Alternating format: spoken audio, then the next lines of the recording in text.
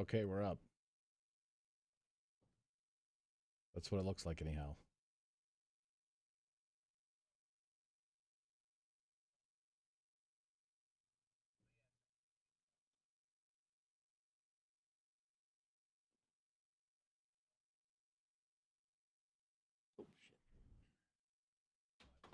All right, I think we're in. I'll chat at you later.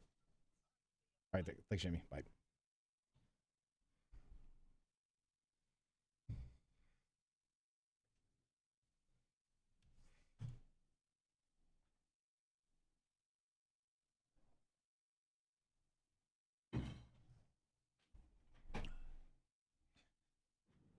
Smooth. Ugh. All right.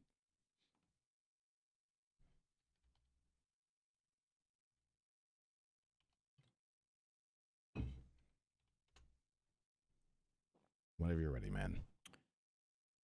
And action, off we go. Welcome to Here's Your Freaking Podcast with the JLNKShow. Hey, not too bad. I said it on the other day. Absolutely uncertain that we were about 90% sure we'd get these camera things figured out by this week. Are we good? Check. Your microphone is a little low. All right. We're also way late getting started. We apologize. There's nothing there? No. Yeah, let's try that. How about that? Is that different? There you go. All right. How many of these episodes have we done? So many, dude. What are we, 452 now? Yeah. See, we're getting it dialed in. Welcome to Here's Your Freaking Podcast with the JLNKShow. Thank you, as always, for being a part of it. Stay up to date, all things JLNK, by heading over to JLNKShow.com. What are we going to learn on the podcast today? We're going to, a refresher course and some interesting ideas. The balancing act of great sexting. We'll also talk about the 5 things that every successful couple should be doing at bedtime. We'll find out what you should do instead of bailing out on a relationship if the sex is bad. And then we've got, we've got a butt sniffer coming up late in the podcast. Butt sniffer? Yeah, butt sniffer has been arrested not once, but more than once, multiple times. You want that? All right. All right, let's start right here. When does a man liking a woman's selfie cross the line in a relationship? Social media, obviously, loaded with thirst traps. Usually, if it's a thirst-engendering pic, like she's in a bikini, maybe there's a little bit of extra cleavage showing. Mm-hmm. She's like this picture if you want to have sex with me. You can't, I do. Right, but if you're in a relationship, that's obviously going to pose some problems. This woman says it's one thing if a guy likes or comments on a post that's something educational or resonates with him in some way. However, this girlfriend is upset and she's taken it to TikTok. Her name is Vera, by the way. Hey, is she 90 years old? Wasn't that Norm's wife in Cheers? Mm-hmm. Gotta get home to Vera. Yep. She's calling out the guys who hit like on every single picture of a girl who isn't their girlfriend or wife in a post, even if it's just a selfie. These guys, she says, might be crossing boundaries. So she wanted to know, where is the line for you liking or loving somebody else's, another girl's post if you're a guy? She asked the guys, you're going to get the answers that you expect. Married, not buried. It's cool. Hey, married, not buried. One dude says, it's cool, man. We're just appreciating beauty. No, you're not. That's not what that is at all. It's like the guys out there who comment, beautiful. Yeah, don't check us for that. Somebody says, in my opinion, people read too much into these things. Social media has made people more insecure than they naturally are and exposes them to insecurities in real time. Well, I mean, think about it. If you saw your wife on Facebook and she was liking a bunch of, shirtless dudes in their 20s, what would you think? What are you doing? Right. We can't both like the same pic. Now, that comes off as fucking weird. We're one of those couples now. Did you notice the sweat on his pectorals that was dribbling down to his abs? Yeah. I did. Yeah, somebody else says it's no different than complimenting a woman. It's just not a big deal. Comments and DMs are a different animal, though. Oh, once you've taken it into the DMs, you've crossed a line. Well, the DM for sure, but what about a comment? There's nothing you can Nice. You see them all the time. It's always guys with their face stuck like this. Beautiful. Yeah. No, what does his girlfriend or wife have? So good. Yeah, girlfriend or wife have to say about that? I bet it's a lot. I bet a like is fine. You're like, oh, okay, great. You know, they're just trying to humor them. But boy, if you comment on that, commenting to me, that says that's different. I would really like to see a wife in the wild. Really, Harold? Really? You think she's beautiful, Harold? Oh, I can't help but note, nice. Was that your nice? Yes. All right, refresher course really quick. What makes great sexting?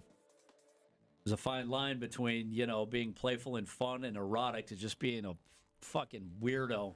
You know you've crossed the line because then you stop getting replies, right? The replies take longer and longer to get there. Like, you think you've come up with some gold, so you throw it out there. 10 minutes later. Or the worst is when you get the little 3 dots and they stop. Then they go back, then they stop, and then there's nothing, and you think, oh. A real sexting pro obviously knows that there's a line in between, sexy talk and, making someone uncomfortable. I'm uncomfortable at this conversation all of a sudden. Here's the pointers from the masters. The most obvious one always every time is no unsolicited pictures, right? Don't send a picture. Nobody wants to see that nonsense. That, and you have to lead up to a picture. You have to lead, like, there has to be a sort of like, hey, do you want to see it? Like, she's got to sort of like, she's into it, not like, check out my dick. Or you could be something hilarious about it. Look how hard I'm squeezing it in this picture. Some women talking about some of the more clever pics that they've gotten. I had a guy put a clown wig on it once. Okay, that's pretty funny. I would laugh. Hey, this one's great. Painted like Kiss makeup on the tip.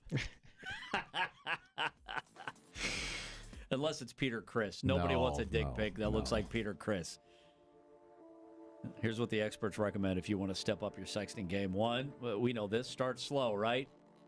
Ease into it. Don't start out with the gross stuff right off the bat. You have to really get somebody worked up in order for them to accept the gross stuff. And it sucks because you know where you want this to go. You know where you want to take it. Now it's just all a matter of your self-control. Like, can I just tiptoe in? Just walk the dog and stay on the sidewalk, and you'll eventually make it. They say even when sexting, everybody needs a little bit of warm-up time, foreplay, if you will, right? Start off with something like, I can't stop thinking about you, or I can't wait to see you naked again. That's a better start than, being gross. Here's my butthole. Show me your butthole. Balancing act of great sexting. What do you want to do? Expressing the things that you want to do is a simple way to ease into the chat without coming off as a weirdo. And as you're easing into it also, right? Showing what you want to do, that's a little more erotic than, being gross. Generally, you want to be very descriptive. Like, use a lot of adjectives. Hairy, moist. and then... Semi-erect. Try some sexy stories. It truly becomes a more magical experience when a storyline gets established and you're both interjecting with your thoughts to further the plot into something that is mutually satisfying. All right, that makes sense. I like this one. I don't like when I get sometimes when I would say something, and then she'll just write, and then what? And then I say something more, and she's like, and then what? Right. And before I know, I'm like, motherfucker, no more and-thens. Yeah, I've written the entire fucking thing. And then what? Now what would you do? I'm like, You've just been receiving. You have been giving, no giving. Thank you for the zero effort. Right. No more and then. And then. I like this one. I think this is a great idea. Balancing act of great sexting. Instead of sending dick pics or unsolicited anything, what do you send a photo of? Not your chest or your abs or your legs or any of that shit. What's a great idea? What's a great picture to send? Your face? No. Take a picture of some toys or some props or anything else that is a sexy visual to the chat that you're having. Here's my DeWalt Sawzall. Yeah. You're like, this is how I'm going to cut your body up when we're done. And then I'm going to put you in this construction garbage bag. And then I'm going to throw you in this dumpster. And then what? And then I hope the authorities never find you. And then what? I lived happily ever after. I don't know why that pisses me off so bad. I'm a very like, please meet my energy type of guy, and I get really self-conscious when that's not being met. I'm like, well, I'm the one doing all the heavy, dirty work here. Is that is that it? Really? I wrote a paragraph and a half, and you gave me 16 M's. All right, Dr. Frankenstein. Non-nudes. Yes, you can send a picture of your smile. You can send a shot of your covered lap. Oh, like almost dong. Oh, like, I wish you were here. Okay. And then, of course, if you want... You know how bad we'd have it if we were singled out? I'd be so critical. If people would, I'm like, really? That's all you're going to do? I'm like, I think this conversation is over. I'm done talking to you. All right. And then finally at the end, great sexting. Nudes, if they're requested. If the nudes are in the cards, this is the time to send them. Only after it's been requested. Just remember, in the modern world, you don't know where those pics are going to end up anyway, so eventually it may turn bad for you. Yeah, that makes sense. All right, successful couples do these 5 things before they go to bed. What are they? And then... And then brush your goddamn teeth. And then take a shower. And then I've already taken my melatonin. The clock is ticking. Couples who are successful have deeply specific bedtime routines that strengthen their bond. What are the 5 things? First thing they do, they take 10 minutes to intentionally connect. Each person should give off their... Oh, you should give your own State of the Union address. My today sucked ass, and I hope tomorrow will be a better day. Fellow countrymen, friends, Romans, countrymen, share the experiences of your day or even of the week. Successful couples touch each other at bedtime. They say touching is another form of intimacy, obviously, but it goes beyond that because we're talking about snuggling. They also say giggling and jokes. Joking around can be a game changer. Oh, she doesn't like my jokes. No way. My jokes tend to cross the line, and that doesn't make her happy. Go to bed at the same time. Successful couples go to bed at the same time. One of the greatest successes of my marriage is that I've somehow, over the course of years, dragged my wife down to my bedtime. It used to be I'd go to bed at 7:30, and then she'd be up till 9:30, 10 o'clock. And slowly she's come around, and now we're both turning in at 7:30. Listen to the neighbors mow while we fall asleep. She even made a comment last night because the daylight's changed. She's like, wow, it's kind of nice to go to bed when it's dark out. Getting dark out, I was like, yep. Set down the phone, turn off the television. I don't know if I could do that. They say this one needs no explanation if you're buried in your phone or a television show. Even if whatever you're doing, you're hanging out together, you're still not connecting because you're watching television or fucking around on your phone. They also say the last thing that successful couples do, part of their bedtime routine, set boundaries for bedtimes with the kids. Mama, dad's bedtime isn't kid time. Even if there's no adult playtime involved, parents need time without the kids around. Bedtime should be one of those times. Oh. They say these tips can give you a head start on a stronger connection. Then usually I'll roll over and then quietly fall asleep to the glow of a cell phone on the other side of the bed from me. It's quite nice. Sure you can't take that out to the living room? No. It's my own fault. I brought it in. They say before you bail out on a relationship because the sex is no good, you should try these things. And a couple of these things are probably going to get you punched in the side of the head. Every union has its ups and downs, right? Sometimes the sex is a lot. Sometimes the sex is non-existent. Sometimes the sex is super fun and adventurous. Sometimes the sex is basically maintenance, right? It's the ebb and flow of every relationship. But before you bail out on the relationship because the sex isn't where you want it to be, here's what they recommend you do. The first one is impossible. Get it out of your head. What? Stop trying to figure out who's to blame for your lame sex life. Concentrate on appreciating what you have. It's never me. Never. Appreciate what you have. What I have ain't much, but it's honest work. When everything else is good, the other stuff usually falls into place. Here's another tough one. Discuss sex openly. Some For some couples, talking about sex is obviously far more uncomfortable than actually doing it. Having a frank discussion, a communication with your mutual other needs to have revelations and stresses and annoyances and other issues that might be bothering you. You know what? That thing you did back there a minute ago, wasn't a huge fan. What?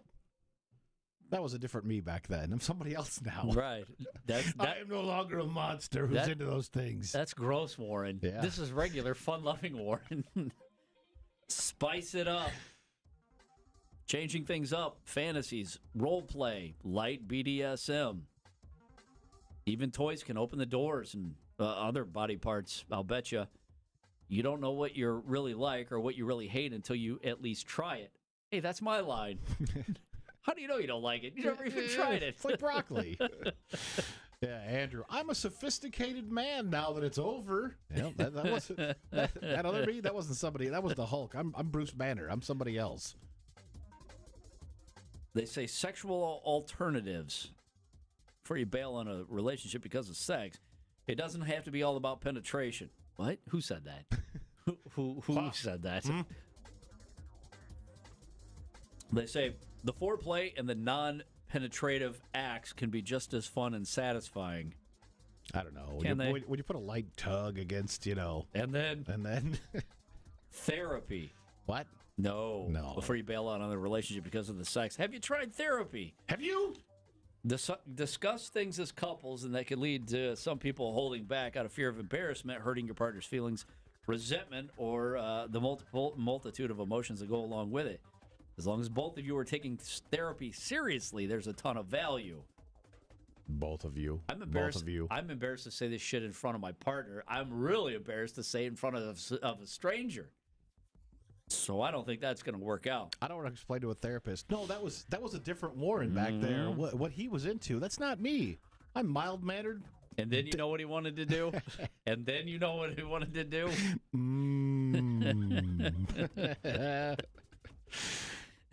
Listen, stranger, I know this sounds pretty gross, but if you'd been in the room at the time, you would understand that was kind of the direction it was going. Hey, I was just rolling with the vibe of the room. I felt it was going one way. It did not. Before you bail on a relationship because of sex, have you tried discussing open relationships? Again, who are these people? Is this your last resort? Say there's a huge variety out there when it comes to models for open relationship, and none of them work without absolute honesty and communication. You don't know if something will work unless you bring it up and talk about it openly. Yeah, and that's how you get punched in the head right there. If there was a way for me to block out, like if I could block out anything she does with somebody else and just enjoy my own thing I have going on here, but it would secretly grind me down like, well, is he cooler than me? You got a better car than me? Probably makes more money. Is his dong compared to mine? Is he funnier than me? We talked about this guy on the terrestrial radio show, the guy that killed the students in Idaho, right? Brian Koberger. He's having a bit of a rough time. The neighbors in the prison are keeping him up all night because they're shouting at him. They're threatening with physical violence, I heard. Yeah, so he's filed a number of complaints against his fellow inmates. We didn't include this. By the way, that has to endear you to your fellow inmates when you're filing paperwork against them. Right. I'm going to tell Mom. I'm going to tell Dad. Formal complaint. He is currently in prison, convicted of 4 counts of murder. Apparently, he is annoyed by other inmates who have been interrupting his sleep, the taunting throughout the night, and now the promise of sexual aggression. Oh, they're promising it? A report that Koberger has submitted a formal request to be transferred out of the J block that he's in right now because he's being sexually harassed. Hey, bad news. We're going to move you to D block. Here's some of the threats that he's getting. That he'd be bitch fucked. Hey, that's a new one I've never heard before. That's hard as hell. Yeah, there's like butt fucking, then there's bitch fucking. Another inmate allegedly said that the only ass that he would be eating is Koberger's. You're going to do what to me? Well, I mean, it's not the worst thing. I know there's that other guy's going to bitch fuck me. I would much rather have. Can you move me next to Mr. Ass Eater? Jelly or jam. He hasn't been granted a transfer yet, so no luck so far. Hey, how stressful is your night that you know when you leave your cell, you're either going to get bitch fucked or you're going to have your ass eaten. How about this? What a flip of the coin this day could be. I could be a winner. Well, I could be a loser. I know which one I would prefer. Yes. Am I able to tell who was Mr. Bitchfuck? I don't want to play favorites here. No. But I do have a favorite. Oh, you guys, prison phrases are so much more creative than we used to have out here. Yeah, that was a new one for me. All right, here we'll wrap on this story right here because we got a butt sniffer and a multiple. When you were a kid, being called a butt sniffer was the worst. Oh, yeah. And then eventually, like the next year at school, people graduated to butt licker. It's like butt sniffer, butt licker, pud whacker. I mean, pud whacker, which is hilarious because we were all pud whackers. 38-year-old man known to police as the butt sniffer has been arrested again in Burbank, California after allegedly sniffing a butt. He allegedly sniffed a woman's butt at a Walgreens store. What? Here's the worst part of the story. It's not that he's a butt sniffer in the Walgreens sniffing random butts, but store employees recognized him. Oh, no.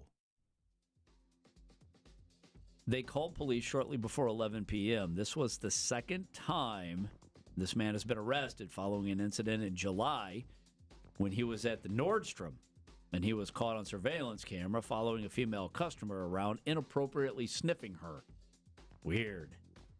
So what he's got to do is he's got to shorter fella. He's got to like double over and pretend like he's pulling down, go down to tie his shoe and just go straight nose to fanny. What do you do?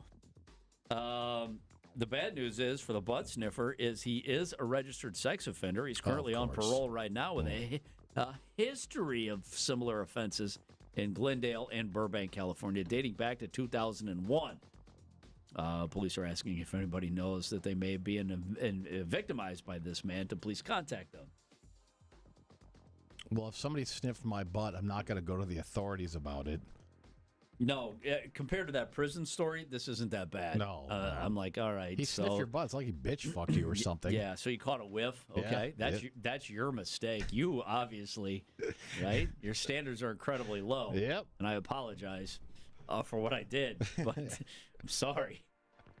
There you go. There's the podcast for this week. As always, thanks again for checking it out. And again, stay up to date, all things JLNK, by heading over to JLNKShow.com. We will see you next Tuesday.